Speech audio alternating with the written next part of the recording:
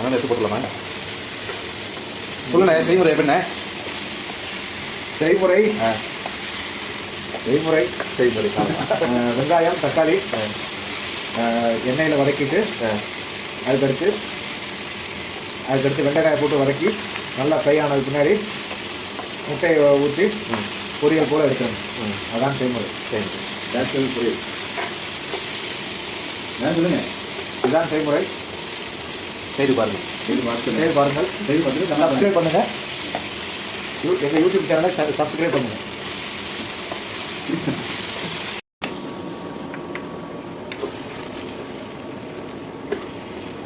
என்ன வெண்டைக்காய் முட்டை பொரியல்.